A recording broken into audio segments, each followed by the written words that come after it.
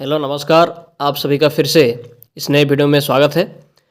तो आज बात करेंगे अगले 15 दिनों में जीएफएस मॉडल के हिसाब से कहाँ पर कितनी बारिश हो सकती है, टेम्परेचर का कंडीशन कहाँ पर कितना रहेगा, इसके साथ ही कोई नया डब्ल्यूडी आने वाला है या नहीं, और नया सिस्टम का फॉर्मेशन क्या करने वाला है या नहीं करने वाला है, इन सब के बारे में पूरा डिटेल में बात करेंगे।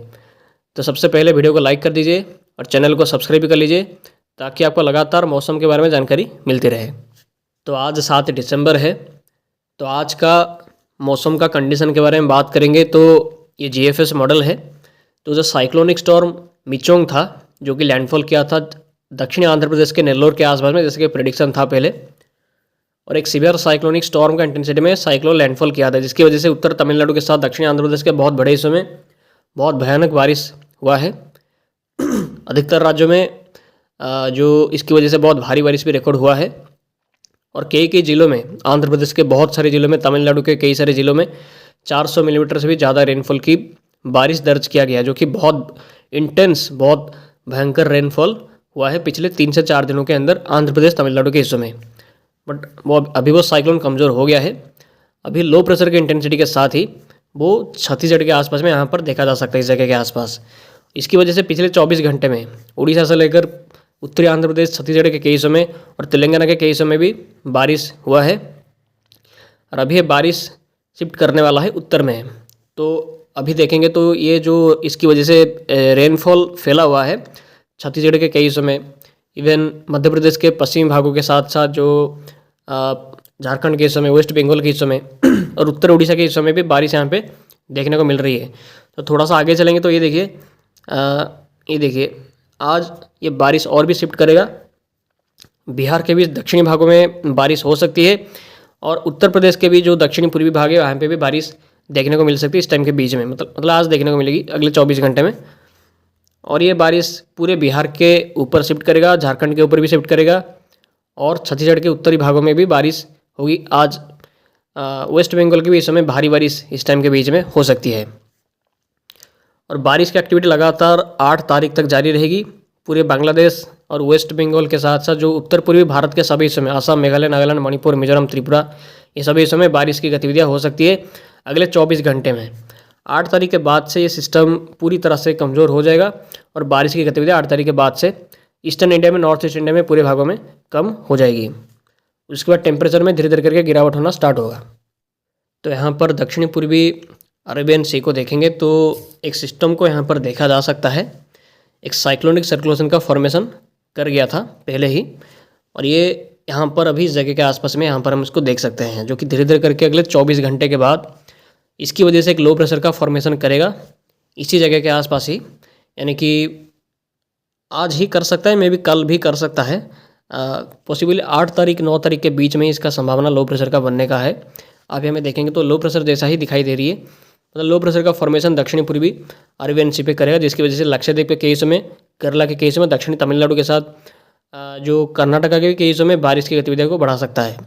तो इसके बारे में फोरकास्ट मैंने पहले ही दिया था, कम्युनिटी टैब में मैंने इसके बारे में बोला था 2 दिन पहले।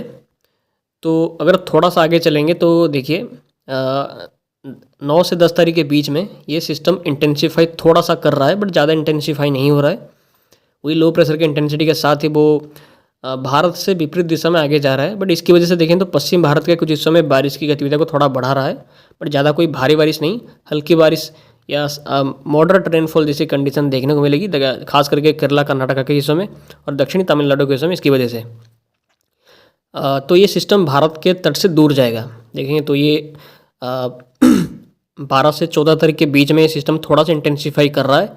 डिप्रेशन का फॉर्मेशन ऐसा करने के बाद ये भारत के पश्चिमी तट से काफ़ी दूर जाके ओमान या सोमालिया की तरफ जाता हुआ दिखाई दे रहा है। तो इसका मतलब ये सिस्टम का कोई भी साइक्लोन बनने का संभावना भी नहीं है, और इसका भारत के पश्चिमी तट पे कोई मेजर इफेक्ट होगा इसका संभावना भी नहीं है।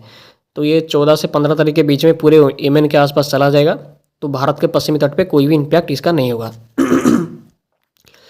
तो इस टाइम पे देखेंगे तो 13 से 14 तारीख के बीच में एक कमज़ोर पश्चिमी विक्षोभ उत्तर भारत के पहाड़ी हिस्सों को इम्पैक्ट कर रहा है थोड़ा थोड़ा करके, बट इसकी वजह से कोई ज़्यादा भारी बारिश नहीं, हल्की स्नोफॉल की गतिविधियाँ देखने को मिलेगी जम्मू कश्मीर और हिमाचल प्रदेश के आसपास में। और एक और पश्चिमी विक्षोभ भी आ सकता है खास करके 16 से 17 तारीख के बीच में। ये भी कोई ज़्यादा मजबूत WD होगा ऐसा दिखाई नहीं दे रही है। तो अभी का प्रेडिक्शन तो यही बोल रहा है कि 17 तारीख तक तो कोई खास पश्चिमी विक्षोभ आएगा इसका संभावना नहीं है।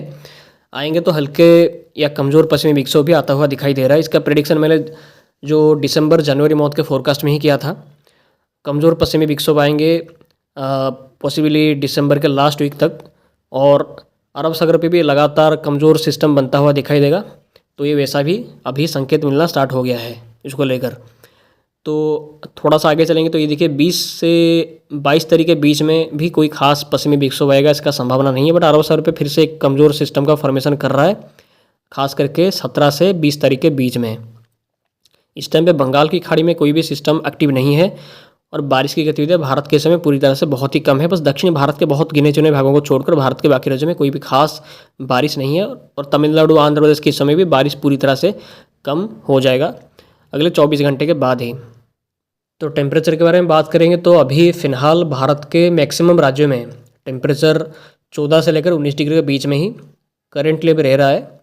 और अभी मतलब कोई मैक्सिमम कोई सिग्निफिकेंट चेंजेस टेम्परेचर में या कोई टेम्परेचर में बहुत ज़्यादा कमी आने की संभावना दिखाई नहीं दे रही है, खास करके 16 दिसंबर तक। तो 16 दिसंबर तक ऐसे ही टेम्परेचर 14 से लेकर 16 डिग्री के बीच में ही रहेगा। बट 17 तारीख के बाद से, 17 दिसंबर के बाद से मैक्सिमम खास करके जो उत्तर पश्चिमी भाग हो गया, उत्तर भारत का हिस्सा हो गया, मध्य भारत का हिस्सा हो गया, पूर्वी भारत का भी कुछ हिस्सा हो गया और उत्तर पूर्वी भारत के हिस्सों में भी टेम्परेचर में गिरावट होना स्टार्ट करेगा।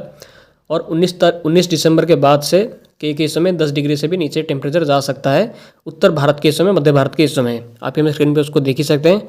तो अभी तो पाकिस्तान के बारे में बात करें तो अभी तो पाकिस्तान के उत्तरी इलाकों में और मध्य इलाकों में टेम्परेचर काफ़ी कम है। तो यहाँ पर भी टेम्परेचर और भी कम होने का संभावना रहेगा। तो आज इस वीडियो पे हमने बात किया अगले 15 दिनों में GFS मॉडल के हिसाब से कहाँ पर कितनी बारिश होगी, नया सिस्टम के बारे में भी बात किया गया और WD के बारे में भी बात किया गया, और टेम्परेचर कहाँ पर अभी कितना है और आने वाले टाइम पे कहाँ पे कमी आने की संभावना है इसके बारे में भी बात किया गया। तो ऐसे ही लगातार आपको मेरे चैनल पर इन्फॉर्मेशन लगातार मिलती रहेगी।